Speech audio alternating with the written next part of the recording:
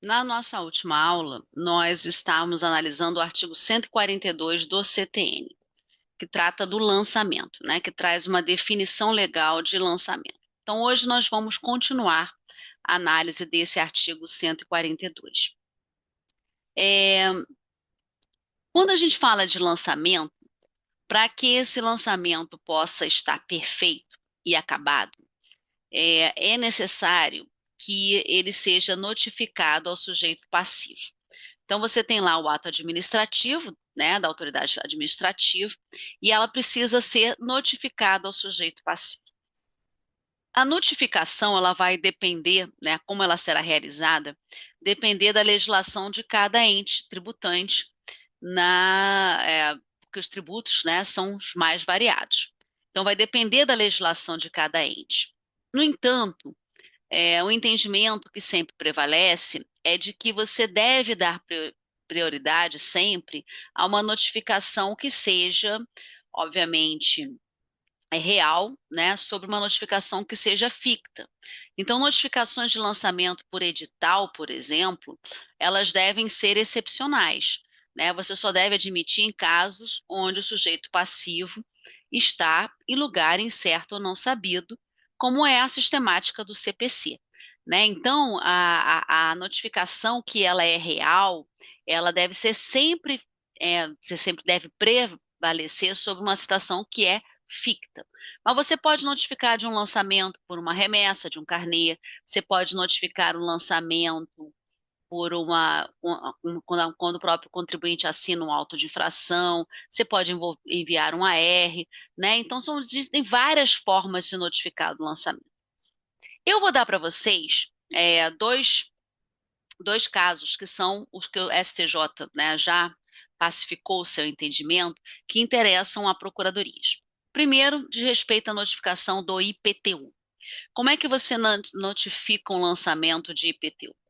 O STJ ele tem uma súmula, que é a súmula 397, que eu vou ler com vocês. A súmula 397 diz o seguinte: o contribuinte do IPTU é notificado do lançamento pelo envio do carnê ao seu endereço. Então, vejam que no caso do IPTU, o carnê, ele consubstancia o lançamento. Então, ele tem todos os dados de um lançamento, né? Ele vai ter lá qual é os dados cadastrais daquele imóvel, ele vai dizer qual é o prazo para pagamento, qual é o valor, né, do tributo a ser pago. Então, ele consubstancia o lançamento. E como o IPTU ele é lançado de ofício, todos os anos nós recebemos um carnê do IPTU, a gente já sabe que vai receber o carnê do IPTU, porque é uma cobrança anual. É, o entendimento do STJ é que a notificação do lançamento se dá com envio. Se a Fazenda Municipal comprovar que colocou, por exemplo, nos Correios aqueles carnês, a notificação se considera válida. É com a remessa, não é com recebimento. Até porque o contribuinte sabe que vai receber. Se ele não recebe, ele tem que ir lá na delegacia regional, né, onde for, lá a coordenadoria do IPTU, né, dependendo de cada cidade, né, para ele pedir uma segunda via. Muitas vezes você consegue fazer online, né, na maioria dos municípios tudo está sendo feito online. Então você vai emitir a segunda via do seu carnê online.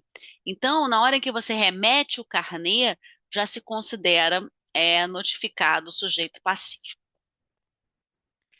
Um outro caso que também já está pacífico é o IPVA, porque o IPVA também é lançado de ofício, né? Todos os anos o Estado cobra o imposto, né? Ele é um imposto que é cobrado anualmente, né? Com base em dados, em cadastros que o Estado, no caso do IPTU, o município tem. Então, no caso do IPVA, o raciocínio é parecido. É só que no IPVA eu não tenho uma súmula, mas eu tenho um tema repetitivo, que é o tema repetitivo do STJ, número 903. Então, deixa eu explicar o que acontece com o IPVA. Eu tenho duas formas e aí depende muito da lei do Estado, tá? Eu tenho duas formas de cobrar o IPVA, lançar o IPVA. Tem alguns estados alguns até historicamente, que emitem carnês, como o IPTU. E aí o raciocínio é o mesmo. Se você tem um carnê, você vai considerar notificado daquele lançamento o contribuinte pela remessa do carnê. O Estado só precisa comprovar que colocou nos Correios. Remessa do carnê. Só que hoje em dia a maioria dos estados não tem mais carnê, né? Tudo é feito online. Aqui no estado do Rio de Janeiro não existe carnê do IPVA. Então, como é que você notifica o lançamento quando não tem carnê? Essa é uma discussão aqui no Rio de Janeiro imensa, imensa.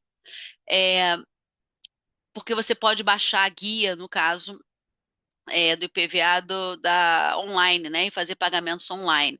Então, quando é que você considera perfeito e acabado o lançamento, com a notificação? O que o STJ disse nesse tema repetitivo? Se não tiver carnê, a notificação se dá pela publicação no Diário Oficial ou em um jornal de grande circulação dos prazos de pagamento do IPVA. Aqui no Rio de Janeiro, os prazos variam em função do final da placa, né? Eu acho que a maioria dos estados segue essa regra. Na hora que você publica aquela tabela com os prazos para pagamento do IPVA, os contribuintes são notificados do lançamento. Então, ele vai lá no banco, vai baixar da internet a guia para recolher o imposto. Tá? Então, esse é o entendimento do STJ. Ou você remete carnê, ou você publica a tabela com as datas de pagamento do tributo. Ok? Para os outros tributos, vai depender da legislação. Princípios que regem o lançamento.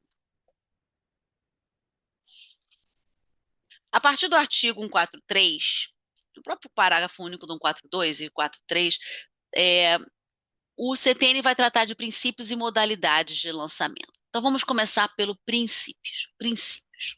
O primeiro princípio é o da vinculação da lei. O lançamento, ele é um ato administrativo vinculado, ou seja, não existe nenhuma discricionariedade. A autoridade fazendária não pode decidir, escolher se vai lançar ou não lançar. Se ocorreu o fato gerador, se surgiu obrigação tributária, se não tem nenhuma lei concedendo, né, um benefício fiscal, uma remissão, uma anistia, ela tem que fazer um lançamento. Tá? Eu já falei isso aqui, né? Mas agora vamos nos aprofundar. E esse princípio está no parágrafo único do artigo 142 do CTN. Então vamos ler. A atividade administrativa do lançamento é vinculada e obrigatória, sob pena de responsabilidade funcional. Muitas vezes eu tenho alunos que perguntam assim, Andréia, por que a Fazenda continua lançando se toda a jurisprudência é contrária? Você vai escrever em dividativo, vai ajuizar, você vai perder honorários, por que a Fazenda continua lançando? Por força do parágrafo único. O fiscal, se não tiver, né, uma orientação, se não tiver um decreto, um parecer normativo determinando não lançamento, se não tem uma lei concedendo uma remissão, uma anistia, o que for, o fiscal, ele lança na dúvida. Exatamente para não ter que responder funcionalmente. A justificativa de todos os auditores fiscais é o parágrafo único. Então, essa é uma briga eterna, Procuradoria e Fazendas. Eterna. Aqui no Rio de Janeiro, o que acontecia? Você ficava, para vincular os fiscais, tem que ser, aqui no Rio, por parecer normativo, né? Que tem que ser aprovado pelo prefeito. Né, os pareceres, eles são opinativos. Aqui no nosso município, ele só vincula obrigatoriamente se houver uma aprovação pelo prefeito. Você tem súmulas vinculantes no Supremo que vinculam também os auditores fiscais. Né? Você tem decisões com repercussão geral no Supremo, onde o próprio Supremo, inclusive na modulação de efeitos, vincula lançamentos. Mas se não tiver uma coisa muito expressa, os fiscais, eles, princípio da legalidade, reserva legal e responsabilidade funcional. Aqui no Rio de Janeiro, a gente tem feito muito, num trabalho conjunto Fazenda, Secretaria Municipal de Fazenda e Planejamento e PGM, é celebrar resoluções conjuntas, né? Então, a PGM faz um parecer, a Fazenda, e elas, decorrente desse parecer, faz uma resolução conjunta para vincular tanto a parte da dívida ativa quanto a parte dos créditos não inscritos em dívida ativa. Isso, a meu ver, ajudou muito facilitou muito a gente evitar uma multiplicação de questões controvertidas nos tribunais sem necessidade, que já tem decisões contrárias, né? Mas eu diria que essa é uma grande dificuldade, quem eventualmente se é procurador em município pequeno, essa é uma grande dificuldade prática da vida, né? Das procuradorias, né? O parágrafo único do 142. Não estou criticando, só estou dizendo que é uma dificuldade, porque se não tiver uma determinação, uma ordem, algo que realmente os vincule, você acaba tendo uma cancelamento da inscrição endividativa, mas os lançamentos continuam sendo efetivados, o que é um contrassenso, né? O município é um só, né? Com todo o respeito do mundo, o município é um só, não tem um município antes da inscrição e um município após a inscrição, né? O município é um só. Ok? Então, primeiro princípio. Segundo princípio é o princípio da irretroatividade. Ele está no artigo 144 do CTN, 144. Então, vamos lê-lo. Ele diz: o lançamento reportar-se-á a data da ocorrência do fato gerador da obrigação e rege-se pela lei então vigente, ainda que posteriormente modificado ou revogado. Por que o princípio da irretroatividade? Porque a lei do lançamento, da época do lançamento, não vai retroagir para atingir um fato gerador que já ocorreu. Ou seja, os lançamentos se regem, como regra, pela lei que estiver em vigor no momento da ocorrência do fato gerador. É a lei do fato gerador. Primeiro lugar, primeira observação. Por que é a lei do fato? Você vê, por que eu falei em regra? Porque o artigo começa, salvo disposição de lei. Desculpa. Por que em regra? Porque nós vamos ver um parágrafo primeiro que é uma exceção. Desculpa. Parágrafo primeiro do 44, que é uma exceção. Então, a regra é o caput. Só que por que ele se reporta à época, a lei em vigor, no momento da ocorrência do fato gerador? Por algo que eu disse na aula passada, o lançamento, ele tem uma natureza declaratória. Ele declara a ocorrência do fato gerador. A obrigação tributária e o crédito, na sua essência, não são diferentes. Então, ele tem esse caráter declaratório. Então, ele vai se reger pela lei do fato gerador, mesmo que a lei tenha sido modificada ou revogada. Então, vocês vejam, é o que a doutrina chama de ultraatividade da lei tributária. Ultraatividade. Às vezes o programa do concurso tem lá, ultraatividade da lei tributária. O que é isso? É o que nós acabamos de ler. A lei vai produzir os seus efeitos mesmo após a sua revogação. Aquela lei do fato gerador vai continuar a reger aquele fato, mesmo tendo sido revogada, mesmo tendo sido modificada. É por isso que é ultratividade. Ela vai ser ultrativa. Ela produz efeitos após, né, a sua vigência, ok? Mesmo após ela ser revogada. Então, isso é importante, ok? Esse caput, que é a regra, vai se aplicar, e aí vocês vão perceber a diferença para a exceção, que é o parágrafo, ela vai se aplicar em que caso? Ela vai se aplicar em relação aos elementos do fato gerador. Então, que são os aspectos internos do lançamento. Então, o caput se aplica aos aspectos internos do lançamento. O que se refere? O que eu quero dizer com isso?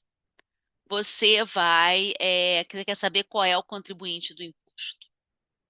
É um elemento interno. O contribuinte é sujeito passivo. Então, é a lei do fato gerador. Você quer saber qual é a base de cálculo daquele imposto, daquele tributo. É a lei do fato gerador. Você quer saber qual é a alíquota aplicável, isso é muito importante, né? Você tem um conflito de leis no tempo. Sempre que você tiver um conflito de leis no tempo, tributários, vocês têm que lembrar do artigo 144, sempre. Então, eu tenho uma lei da época do fato gerador e uma lei da época do lançamento, conflito de leis no tempo. Qual é a regra geral, caput, lei do fato gerador? Você quer saber qual é a alíquota? Então, aqui no estado do Rio de Janeiro, e agora com a reforma tributária que eu falei com vocês, né? Você vai ter toda uma discussão que é em função do imposto de transmissão causa-morte. Você lembra que eu falei da progressividade, que agora não é uma faculdade, ela é obrigatória, que a alíquota vai aumentar. Só que o imposto de transmissão, causa mortes e doação, o fato gerador é a morte. Mesmo que você só recolha aquele imposto no curso do inventário. O recolhimento é feito a posteriori, mas o fato gerador ocorre com a morte. Então, vamos dizer, foi feita uma nova lei, foi feita aumentaram as alíquotas. Qual é a alíquota que vai se aplicar? É a lei do fato gerador, é a lei da data em que aquela pessoa faleceu. Aquela é a alíquota, mesmo que posteriormente essa lei tenha sido revogada ou modificada. Ok? Então, 144, ele é importante, tá? Não se esqueçam disso. Regra caput. Parágrafo 1º é a exceção. Então, vamos ler. É impressionante como as pessoas muitas vezes esquecem do parágrafo 1º. É muito interessante isso, porque todo mundo decora o caput. Lei do fato gerador, lei do fato gerador, lei do fato gerador. Tudo bem, mas não se esqueçam, existe um parágrafo 1º. Concurso de múltipla escolha, prova de, né, certo e errado, geralmente é aquilo que as pessoas não estão esperando, né? Ou não se lembram. Então, parágrafo 1º. Aplica-se ao lançamento a legislação que posteriormente à ocorrência do fato gerador. Vocês vejam que aqui vai se aplicar a lei do lançamento. Não é a lei do fato, é a lei da época do lançamento. Quando é que você vai aplicar a lei do lançamento? Num conflito de leis no tempo. Quando ela tiver instituído novos critérios de apuração ou processos de fiscalização. Então, é uma norma que estabelece, que eu não estou tratando aqui de aspecto interno do lançamento. O parágrafo 1º trata de processo, procedimento, trata de aspecto externo do lançamento, externo. Então, novos critérios de apuração, novos processos de fiscalização, ampliados poderes de investigação, não tem nada a ver com a alíquota, base de cálculo, contribuinte, não. Ampliados poderes de investigação das autoridades administrativas ou outorgada ao crédito maiores garantias ou privilégios. Nós vamos estudar garantias e privilégios do crédito tributário. E a grande maioria das garantias e privilégios tem natureza processual, procedimental. E aqui vocês vejam que é bem a aplicação de uma norma de processo civil. Como eu estou tratando de aspecto externo, com aspecto processual, procedimental, qual é a lei que se aplica quando se trata de processo civil? É a lei no momento da prática do ato, né? Então, assim, é a lei posterior. Então, nesse caso, aquela lei vai se aplicar imediatamente ao que estiver em curso. Não é isso? Essa não é regra de processo? É o mesmo raciocínio aqui, ok? Exceto nesse último caso de garantias e privilégios, para o efeito de atribuir responsabilidade tributária a terceiros. Então, vamos entender aqui, juntando algo que eu já disse aqui. Quando eu comecei a primeira aula de responsabilidade tributária, eu disse para vocês que responsabilidade tributária é uma garantia do crédito. Aqui confirmo o que eu disse. Mas qual é a grande questão aqui? Por que a responsabilidade tributária, apesar de ser uma garantia, é uma exceção? Porque responsabilidade tributária, nós acabamos de estudar isso, é uma hipótese de sujeito passivo. Sujeito passivo é um elemento do fato gerador, é aspecto interno, é igual contribuinte, contribuinte responsável, os dois sujeitos passivos. Então, caso você tenha um caso de responsabilidade tributária, você vai aplicar o caput, ou seja, a lei do fato gerador, e não a lei do lançamento. Eu não aplico o parágrafo 1º. Ok? Então, vamos aqui dar alguns exemplos para vocês entenderem e aplicar na prática esse conflito de leis no tempo. Primeiro caso que eu gostaria de citar é o seguinte: morte. Juntando aqui, mas vou dando um casinho concreto, mas juntando o que eu acabei de falar, vamos aplicar na prática. Alguém falece em 2010. Naquele momento, a alíquota do imposto de transmissão é de 4%. 2010, 4%. Aí foi aberto, você tem 60 dias para abrir inventário, mas você não abre, você demora 1 ano, 2 anos, ou você abre o inventário, mas o inventário é arquivado, não vai andar, não vai seguir, não vai adiante, né? A avaliação demora, aquele inventário judicial, demora pra caramba. Então, 2023 chegou o momento de pagar o imposto. 3 anos depois da morte. E aquela alíquota de 4%, em 3 anos depois, na hora que você vai fazer o pagamento, que a fazenda vai fazer o lançamento, é de 2%. Então, na época do fato gerador era 4%, na época do inventário, na época que a fazenda vai fazer o lançamento, ela passou a ser de 2%. Qual é a alíquota aplicável? 4% do fato gerador ou 2% da época do lançamento? 4%. É a lei do fato gerador, para o bem ou para o mal, ok? E aqui eu vou juntar o que eu já falei aqui, só para relembrar. As leis mais benéficas retroagem somente em relação à penalidade, multa. Se lembram disso? Naquela época eu falei isso e agora vamos juntar aqui as questões para vocês não misturarem. Não é porque a lei posterior é mais benéfica que vai retroagir sempre, ela só retroage para penalidade, para multas, ok? Artigo 108 do CTN. Para a alíquota é a lei do fato gerador. Aspecto interno do lançamento, elemento do fato gerador é a época do fato gerador. Mesmo que depois venha a ser melhor, ok? Segunda questão, IPTU 2022, ok? 2022. Havia uma lei municipal que previa a possibilidade, desculpa, dizia que você só podia cobrar do contribuinte, do proprietário do imóvel. Então, só existia um sujeito passivo na época do fato gerador. IPTU você lança todos os anos, mas naquele caso, por alguma razão, a fazenda não lançou. 2 anos depois, a fazenda vem e lança. E na época do lançamento, vigora uma outra lei, uma lei Y, que diz que a fazenda pode cobrar do contribuinte ou do responsável. E aquela lei indica um terceiro como responsável. A fazenda pode lançar aquele IPTU contra os dois ou só vai poder lançar contra o contribuinte? Qual vai ser a lei aplicável nesse caso?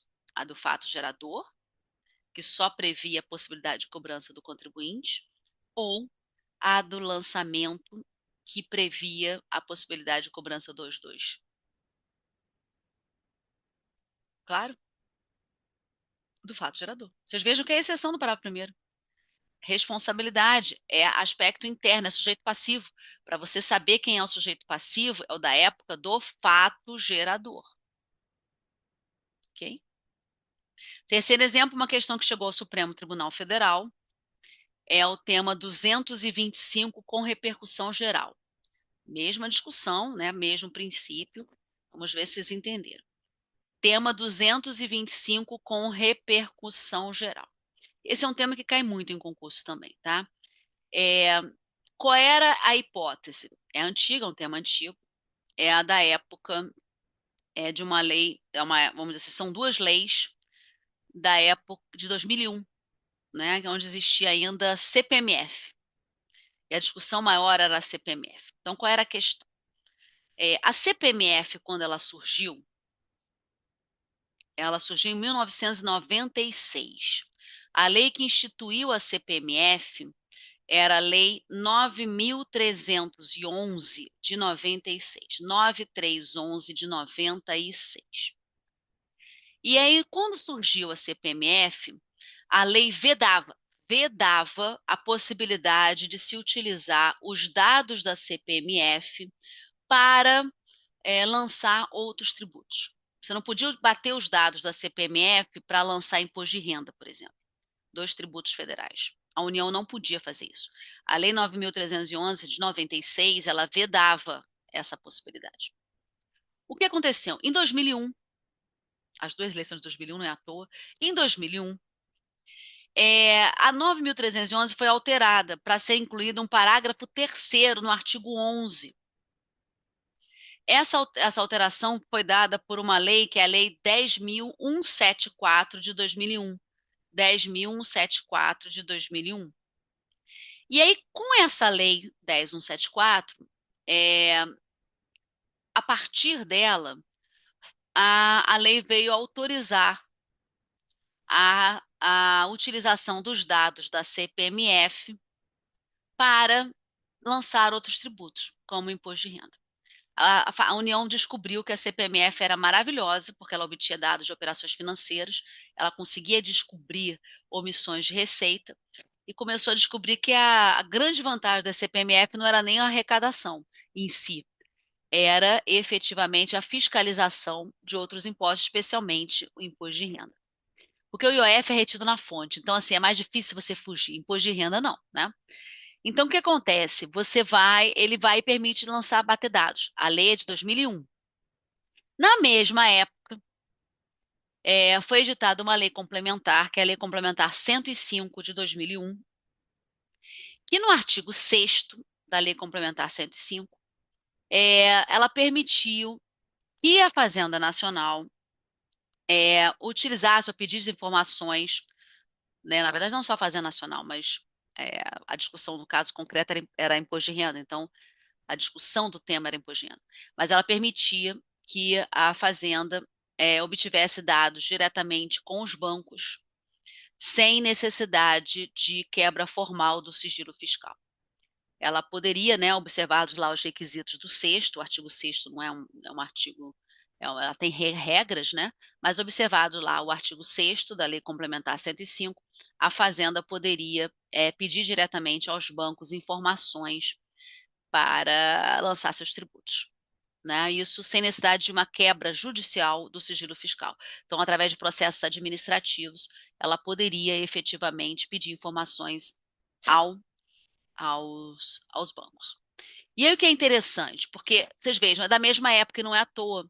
Porque qual era o interesse da Fazenda Nacional? Pegar os dados dos bancos, que ela pedia diretamente a eles, pela CPMF, e utilizava os dados para lançar o imposto de renda. E aí o que aconteceu? Para descobrir a omissão de receita. O que aconteceu? Esse RE 225, ele tem duas discussões. A primeira delas é se é possível se fazer isso, se isso é constitucional, a Lei Complementar 105 permitir você obter diretamente nos bancos, né, sem que haja a necessidade de uma quebra de sigilo formal via judicial. O Supremo disse que era constitucional, não tinha problema nenhum. Por quê? Porque a Fazenda só pode usar esses dados para lançar. A Fazenda é protegida pelo sigilo fiscal, ela tem que observar o sigilo fiscal, ela não pode divulgar. Existem casos e são exceções ao sigilo fiscal, mas, como regra, ela está coberta, as informações estão cobertas pelo sigilo fiscal. E o banco tem o sigilo bancário. Então, o que o Supremo entendeu? Que é uma transferência de sigilo. A informação estava no banco, protegida pelo sigilo bancário, ela é transferida para a Fazenda, que vai estar coberta por um sigilo fiscal. Então, não há quebra, as informações continuam sendo sigilosas. Ela passa de um sigilo bancário para um sigilo fiscal. Elas continuam sendo sigilosas. Então, né, salvo eventuais casos, que nós vamos ver quais são, você não pode divulgar informações que estejam cobertas pelo sigilo fiscal, né? Sob pena, inclusive, de caracterizar crime, ok? A segunda discussão é a que a gente está vendo. Eu falei tudo isso para a gente não esquecer do 144 não, tá? Nós estamos no 144. Que a questão é a seguinte, a lei é de 2001. Então, pense na seguinte situação. Ela permitiu, antes era vedado, em 2001 ela permitiu que você pedisse as informações diretamente ao banco e que você utilizasse os dados da CPMF para lançar imposto de renda. Aí vamos dizer que a Fazenda, em 2002, após a lei, após as duas leis, vem e faz um lançamento, utiliza imposto de renda, utilizando os dados da CPMF. Só que ela lança, porque ela tem 5 anos para lançar, ela lança os fatos geradores, né, as aquisições de renda, referentes a anos bases de 99, 2000. Está no prazo decadencial de 5 anos, mas não sei se vocês perceberam. O fato gerador é anterior à lei, é de 2001, os fatos geradores são 99 e 2000. Mas ela vai lançar o tributo após. Então, eu tenho uma divergência. Na época do fato gerador, 99 e 2000, era vedada a utilização dos dados. Em 2002, quando ela vai fazer o lançamento, já é permitido. Qual das leis vai ser aplicada? Posição do Supremo do lançamento. ela pode, sim, em 2002, utilizar os dados. Por quê? Parágrafo 1º do artigo 144. Eu não estou tratando de alíquota, não estou tratando de base de cálculo, eu estou tratando de procedimentos investigativos, de uma lei que dá maiores poderes para a Fazenda. Ela dá, é o que o artigo dá, novos critérios de apuração ao processo de fiscalização. É a aplicação do parágrafo, não é a aplicação do caput. Ficou claro? Isso é importante, ok? Você vê que é uma discussão imensa, chegou ao Supremo, tema com repercussão geral e aplicou o parágrafo 1º. É exemplo clássico do parágrafo 1º, ok? Então vamos ficar por aqui. Na próxima aula eu vou dar o terceiro princípio que rege o lançamento. Então até lá.